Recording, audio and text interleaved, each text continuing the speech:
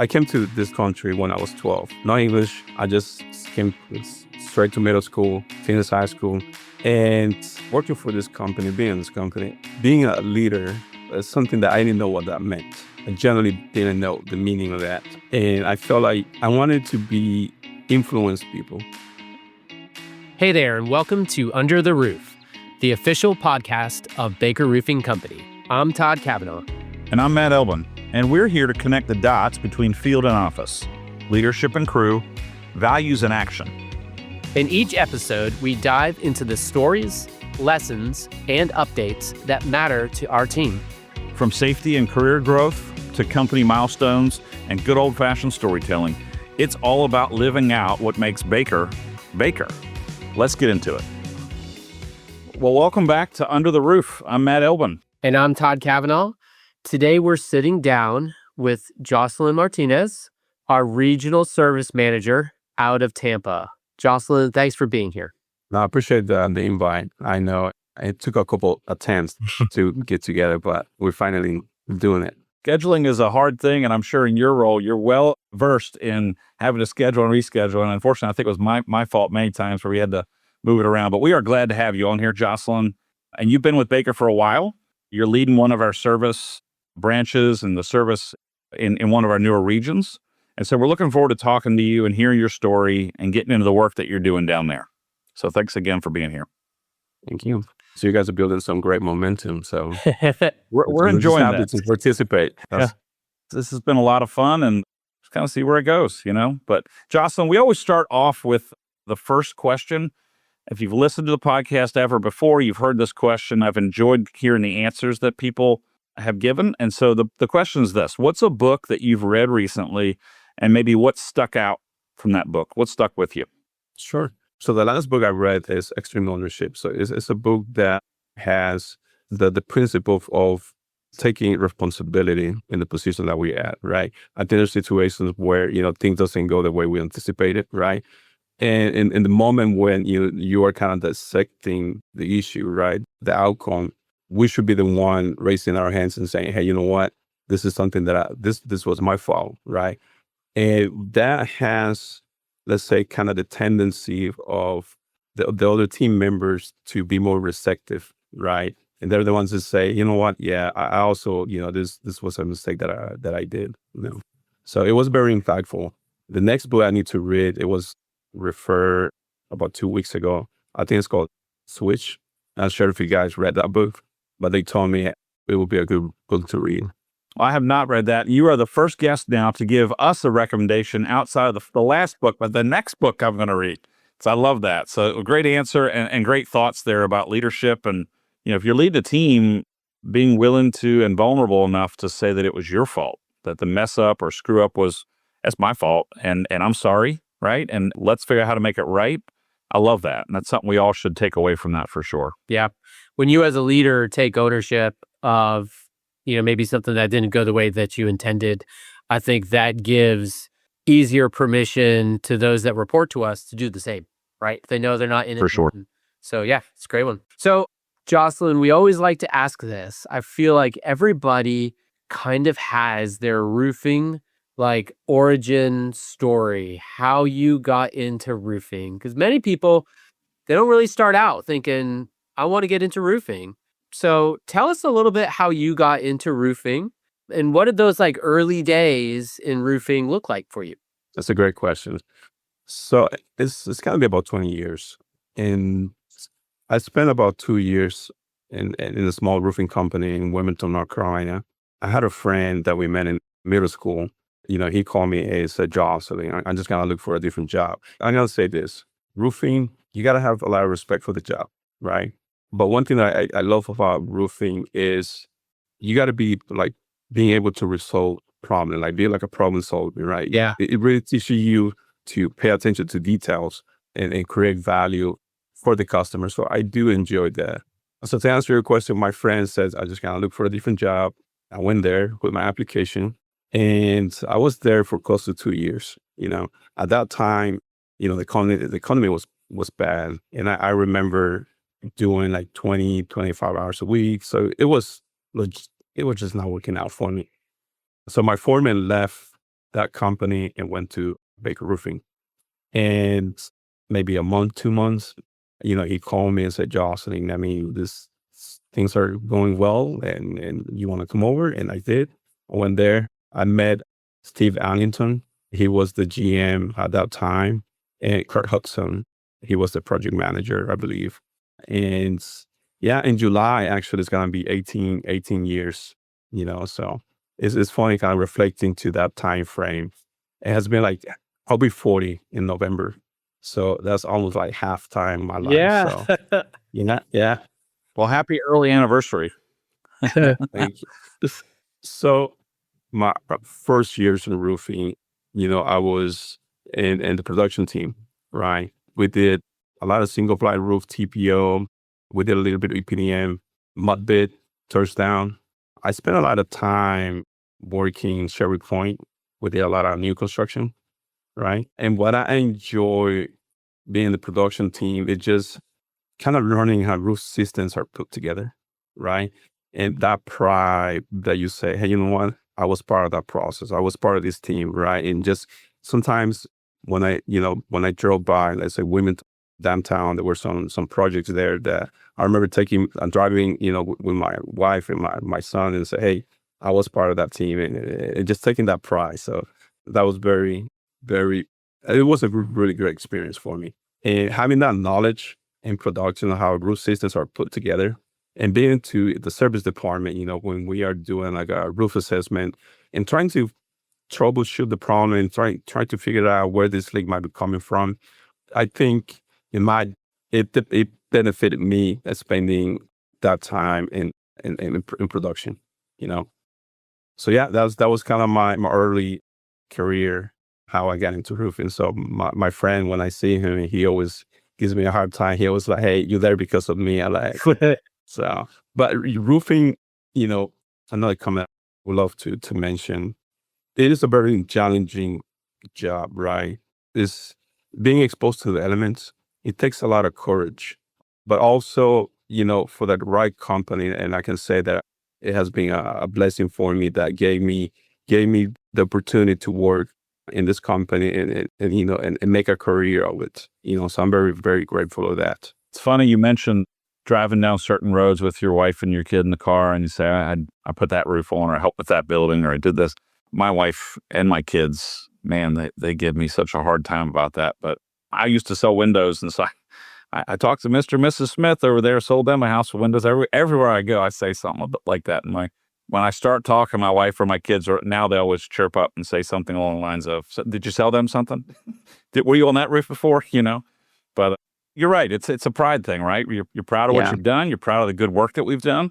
So I totally get that and resonates well. I'm sure like all of us, like on this call and probably a lot of us listening are guilty of being the ones that, like, if you're staying in a hotel room that's like higher up and it looks down on other lower roof areas, like one of the first things I do is I go out and I look down the window and I like to see like, what's that roof look like down there?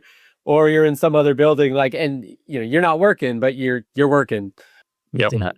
And That's true. Yep. Certain breed. So Josselin, when you look back at where you started and then where you are today, there's quite a change from being the guy on the roof, doing the work, helping to put it on as a helper, and then maybe a foreman, and then continue to grow. Is there a younger version of Josselin who'd be surprised by the role that you're in now? You know what? Yes or no. When I came to Baker, I always saw the opportunity, that eventually, if I stay disciplined, those opportunities are going to come across, right? So I always felt like it was kind of in me to, that I wanted to progress, not just for me, but for, my family, right? And show, like, I'm going to give you guys, if I may, some context.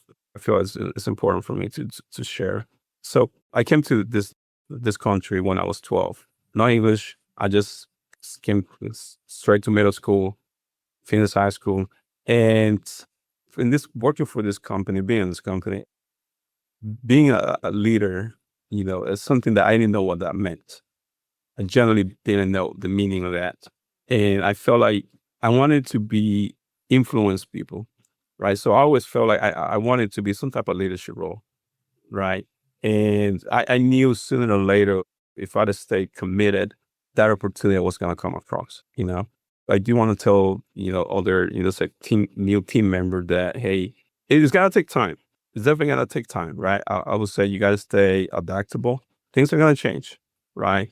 It might take, a month, months, years, but keep learning, and we're so grateful that, let's say my opportunity or let's say my case, you can go to another location and it's kind of say the same thing. Hey, I came from the field.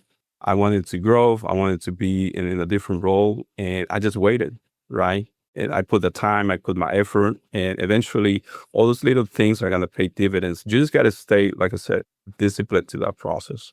Yeah, I think discipline and patience, right? I mean, that's rushing into a role that you're not really ready for. Maybe your bosses in the time see that, know that, and they pour more into you to get you ready. But being patient as you grow in your career is certainly important. Yeah. And I love how, you said it in the beginning, Joss, you said like you would be surprised maybe, but not, like kind of both. But I think that's because you had a vision and had a idea and the discipline to see like what you could be and grow into. So I think that started to kind of form your daily habits then, likely. Like, hey, this is what I'm aiming at. I'm aiming at something. And so it's more of an affirmation. Like if you could rewind back to 18 years ago, Josh and Josselin Wilmington, be like, yeah, you're pointing at the right thing.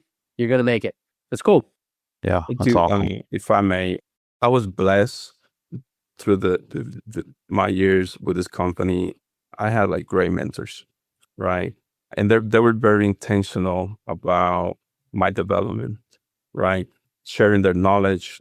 They gave me their honest guidance, right? And I look up to those guys, and I hope that I can be that I can be influencing others, and if I can tell you guys, in the beginning, Greg, I remember Greg in production, Greg Capobianco.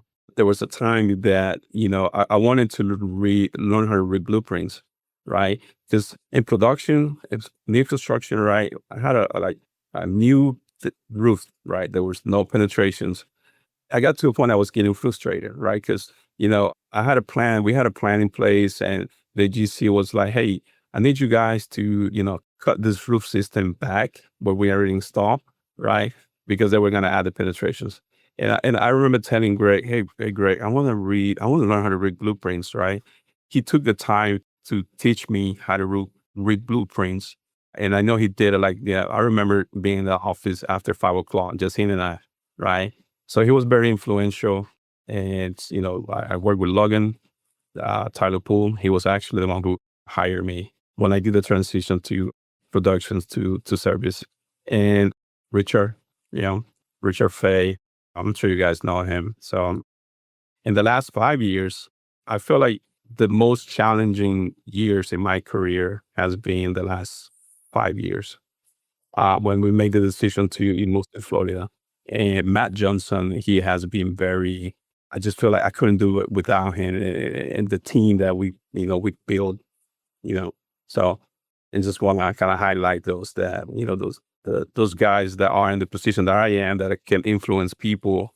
And like I said, I was beyond blessed of, those individuals that really were very intentional about, my development. Yeah, Josselin, I appreciate you and your willingness to kind of call those guys out by name, right? I mean, a lot of folks at Baker have been blessed to know those folks and mentored by them, myself included. And to your point earlier where you said that you hope that you're able to do that for others, I hope the same thing for myself. I also know that I've heard nothing but good things about people that have been under your leadership and have made comments to me about how much they appreciate you and what you know and how you approach it and how you teach it. So shout out to you too, man. I mean, you're doing a great job. Thank you. Appreciate it. So you talk about going from Wilmington to Florida. And so I want to talk about Florida for a minute. And there's some differences in Florida and even some of the coastal offices versus an inland office. So Florida has a different relationship with weather than most of our markets, right? You're getting hit from both sides sometimes, maybe three sides off the water. Walk us through what storm season actually looks like for you and then for the team, right? So you were in Wilmington during Florence or no? Yes.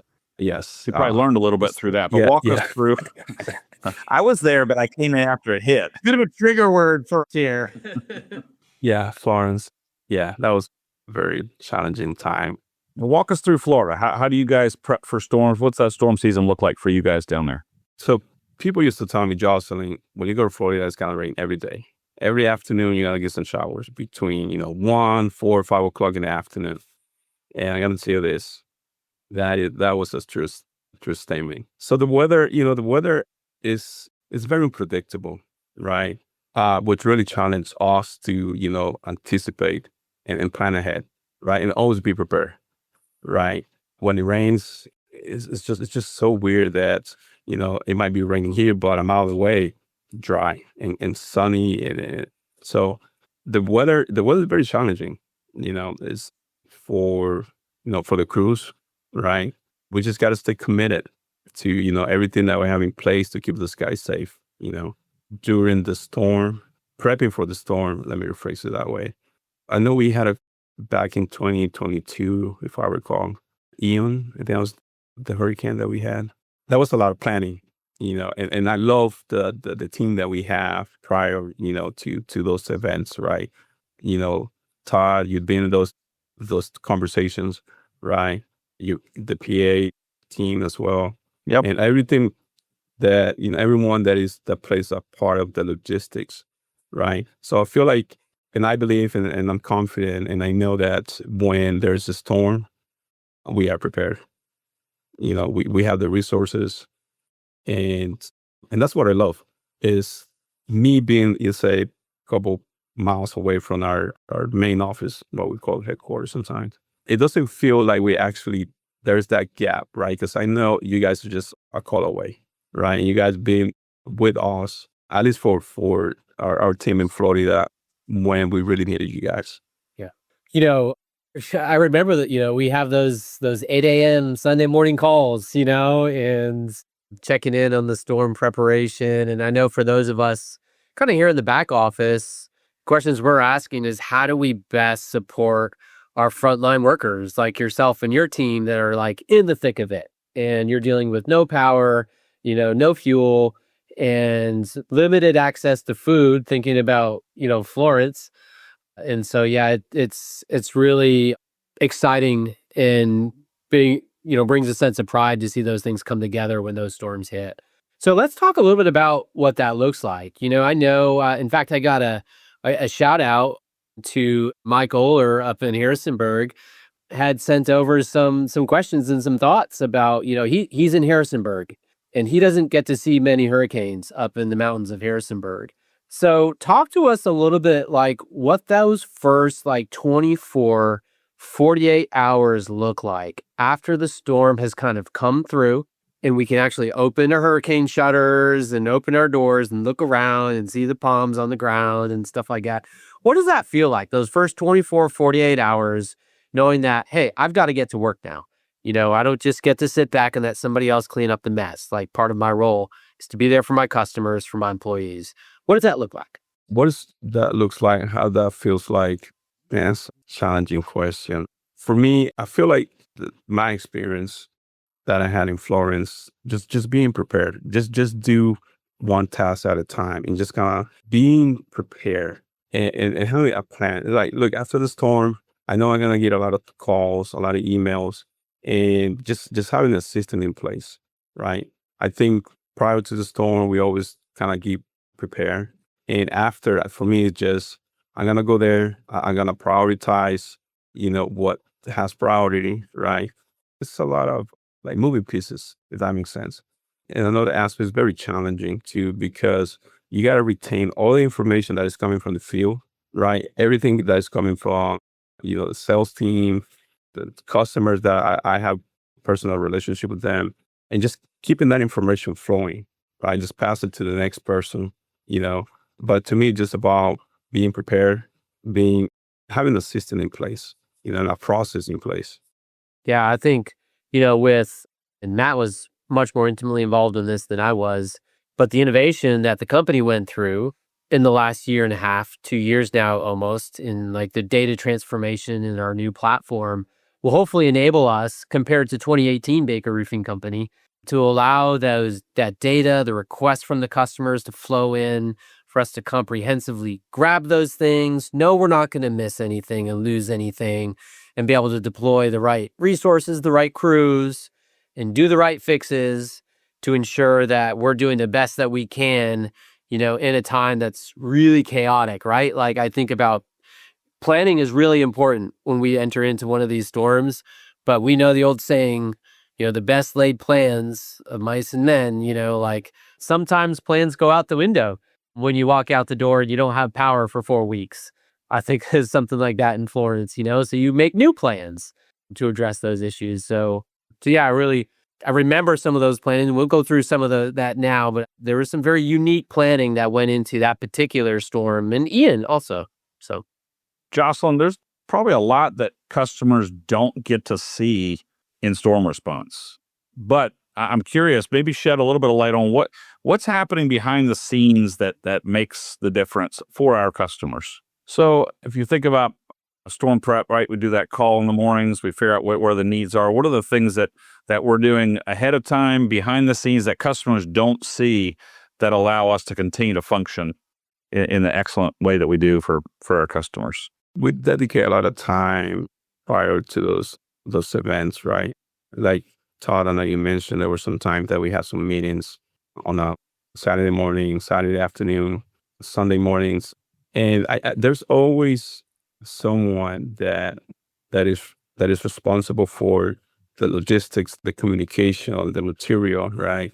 And that's something that I feel like we do that is very unique, right? There's always someone in charge or responsible for those things that the customer might not be aware of. It's a huge team behind me that, again, they do the safety, the supplies, the logistics, the cell phone. I would say before we were doing a lot of things, all the paperwork that we used to do before. Right? I remember having like hundreds of copies of blank work orders and our toolbox and our also the material list, right? So yeah, I remember again. I used to have tons of copies of that. So it's a lot of planning, right? But we are confident that with the resources that we have, we are going to reach to those customers that need us as soon as possible. yeah. I think about, we've had the company, we've been around for over 100 years, right? And so we talked a lot about resources and its experience too, right? Like we have gone through and been successful with Florence. If you track out west, at least in this state and into Tennessee, they had Helene, and that was a really challenging storm for that area. Massive destruction. And, we want to be able to do at least our small part as a service provider to ensure that, hey, at least we can get your roof right and get you in the dry. And that takes, so we've been through those experiences. So when we enter into a new one, we know, okay, like we've seen, I wouldn't say worst case scenario, but we've seen bad case scenarios. So maybe that means we're getting fuel and making sure the fuel cells are in place, because it's the little things, right? Like if our trucks can't run, we can't go to your job site. And so knowing that, hey, that's a thing now that we need to have in place. Need to have grills at the office, right? That was a thing in Florence. So we can cook our guys' meals and make sure that they're fed while we don't have access to a lot of things like that.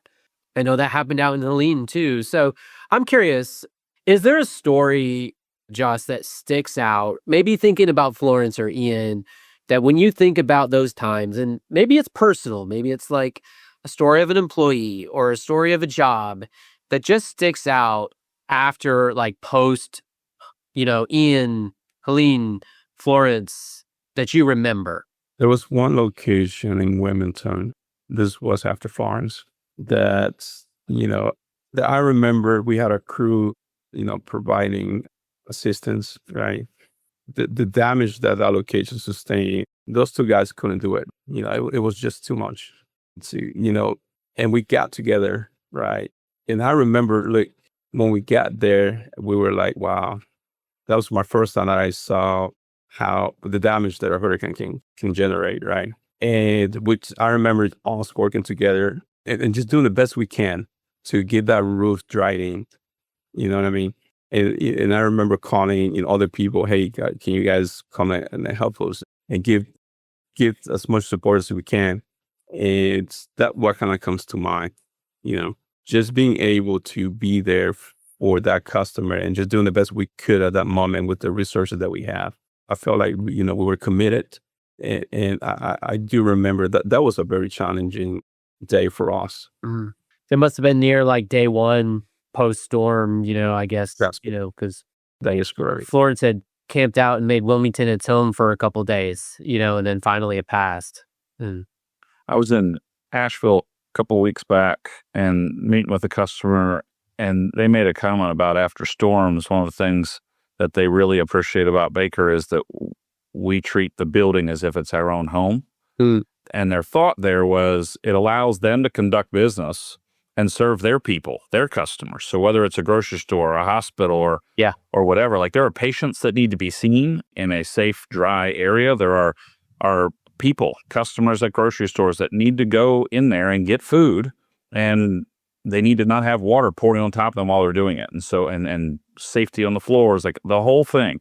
So they made a big deal about that, and they appreciated our response, specifically in that case was after Helene, was able to allow them to get back to business as fast as possible, and that we treated their building as if it was our home. That's how much we cared.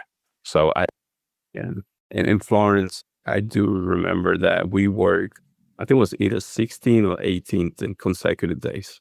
Poof. Mm-hmm. That just to show the commitment, our commitment to to our customers. Yeah, absolutely. Yeah. So Josh, let's pivot for a moment away from the storms, and let's talk a little bit about Tampa. And you're obviously leading the service operations and service charge in that region, not just Tampa, but beyond. And it's one of our newer markets. So when we go to a new market, Tampa, where we hadn't been before until we launched this office, it's really different, right, than doing work in, say, Wilmington or Raleigh, where we've been there for some time. So what does it take to actually build that effort, to build that team, to build that market? What does that look like? Great question. So opening a new office and a new market, hiring the right people is very challenging, right? People that aligns with our culture, our work ethic, right, our expectations. Those components not always comes in our favor sometimes. But I was very blessed with the team that that were part of the foundation of our Tampa location. Terrence Council, he was a foreman in our Myrtle Beach location. I remember talking to him and it's letting I was very transparent, right? And I remember telling Terrence, hey Terrence, this is the challenge, right? This is the expectation, but also this is the opportunity, right? I'm so grateful and blessed that him and Adam, I'm sure you guys, Wujabura, those two guys been with me since day one. Our success in this office is a reflection of their commitment, right? It takes a lot of effort. It takes a lot of commitment, but also a huge component to that is hiring the right people or having the right people, building the right team. So Josselin, how do you develop the people on your team? And what I mean by that is this, right? You're in a market it's established, but it's still being built out, right? The Florida market's still growing, still saturating that area. How do you build your people on your team in that type of a market? And where does that knowledge come from to do that? So just talking to the team, right? Everyone has different inspirations, right? Different roles that they want to get elevated to different roles. They're just having those conversations, right? I'm very grateful of which I think is very unique, and they have been very helpful for me. They helped me a lot in the development of my team, and the in-house training that we have in Raleigh, right? It's just having those conversations, with everyone. Hey, tell me what your ideal role is, right? And then someone says, Josselin, I want to get into, operations or foreman or or sales or safety, and be, again, what I said earlier, intentional about their training, right? And be very consistent with the training, right? So if someone wants to be in the operations role, hey, just show them, hey, this is what operation looks like, right? This is my role. This is what I do every day. And sometimes I gotta tell you this: when someone says to me, "Josh, I want to be into sales," right? Let's say I got a foreman, I want to be a salesperson. When I have a job that I'm reviewing, I give that individual a call and say, "Hey, buddy, tell me what you feel. Tell me what you think about it," and just kind of get that input, right?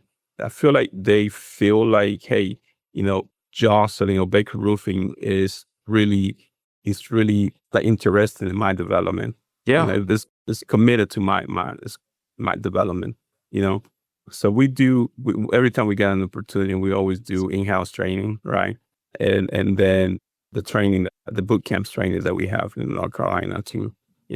I have always conversation with Robert and George, and I'm like, hey, George, Robert, this is one individual that he wants to be, foreman, and they help me kind of put like a development training plan of, hey, Josh, and this is what I would recommend this individual to do, right? And just show them that we are committed to them. Yeah, I like that. Let's pivot a little bit there away from the leadership for just a second and back to this question. When something goes wrong on a job, and we've all been there in this line of work, occasionally something does go wrong on a job. What's your first instinct? What's your first reaction? For me, it's what I did wrong, right? The action that I just say I did or I didn't do, how that influenced that outcome, right? And yeah, there have been situations where we made a mistake, right? And I'm not going there with the approach of, hey, pointing fingers. We kind of get Right. together in a room, and I'll tell you this too. Our team, something that we do really well is having very difficult conversations. We kind of get together and we kind of come to the conclusion, hey, this is what transpired, right? And everybody comes to a different suggestion. Hey, Josh, and this is what we should do differently next time, right? I feel like that way everybody takes ownership, right? And I think for me, what I like about, we learn from our mistakes, right? And just kind of listening to everybody's own opinions and suggestions and things that I could have done better. It helps me to put something together that for next time that we can be more effective. Sure. Yeah. Yeah, I love that. Josh, you've shared a lot of great, I'd say, content, a lot of cool responses around planning, specifically around developing your employees and being mentored yourself. And, I think of some of the guys that you named, Greg, Tyler, Logan. Is there a piece of it? I know you talked about Greg teaching about blueprints, but is there a small nugget, a piece of advice that maybe one of those guys pulled you aside and said, hey, Joss, X, that you remember from early on in your career, or maybe with somebody else, but not one of those guys, that's like stuck with you this whole time? Might have just been a small lesson, small one-liner, but is there something that's stuck that you can share with the rest of us? What comes to mind, without obviously bringing his name, I remember someone telling me, Josselin, be adaptable, continues to learn in the meantime, right? And I think for me, as long as someone, says, Josselin, keep doing, I know a lot of times we say, keep doing what you're doing, right? To me, that really gave me the encouragement to just stay positive, right? And be patient, right? And I feel like that has very benefited me through my career. It's great. Yeah. I think that is really important for us to be adaptable, to always, you said it, to always be learning too, especially when, as you mentioned at the very beginning, things don't always go right. They don't always go as planned. And that's a fantastic opportunity for us to take ownership at the beginning and to learn. So awesome. Well, we always like to close things off with a little bit about you. I know Matt asked the question in the beginning and about a book you read. I always like to hear a little bit about what you're listening to. And that could be a podcast, that could be an audio book, but could also be music too. And who you like to listen to when you hop in your truck and you're driving home or driving to work, what are you listening to? Honestly, after having 3 kids and listening to like Baby Shark, that Yeah. song, I kind of make the commitment that hey, my solo time, I just gonna be just me. So honestly, I don't on my windshield time. I don't spend a lot of time listening to music. To be honest with you, I do listen to different podcasts from different, like I said, a different background. But I like that time just where I feel like I use that time as I've been using that time to be more strategic, right? When I'm by myself, right? I like to think about things that I can improve on, right? So it might sound very unusual, but I don't really don't listen to much music, to be honest with you, when I'm by myself, you know? I think that's great, Joss. I think like that's one of the things I've started thinking about too is like, let me listen to the silence. Let me like spend that time in my own head and slow my thoughts down. What do I really think about this thing? So that is a fantastic discipline to practice too, is not always have to have something bombarding our ears, but to use that time to think. And as you said, to be strategic. Listen to the thoughts in your head, Yeah, I have a clarity when I'm just like you said, just listening to the silence in a way, and think about how I can use that time better, at least for me. Yeah. Right. And for me is just being use that time for my benefit, where I can be more strategic, where I can help myself and my team. Well, Josselin, that's it for this episode. Thanks for being with us. We appreciate you, and we appreciate you just being willing to share your story. So thank you so much. Appreciate you guys the invite again, and let's keep going. Yeah, Joss, really enjoyed the conversation. It was excellent. Thank you. Thank you. Thank you guys to everyone who's listening. Thanks for listening Under the Roof, and don't forget to follow the show and share it with your crew. And remember, always like to close with this: we shall do good work, at a profit if we can, at a loss if we must, but always good work. See you next time. That wraps up this episode of Under the Roof. Thanks for joining us and being part of the Baker Roofing family. If you liked what you heard, share it with your crew. Hit the follow button and keep the conversation going wherever you work. We're here to keep you informed, inspired, and included, because the more connected we are, the better we work together. And as always, we'll leave you with this: we shall do good work, at a profit if we can, at a loss if we must, but always good work. See you next time.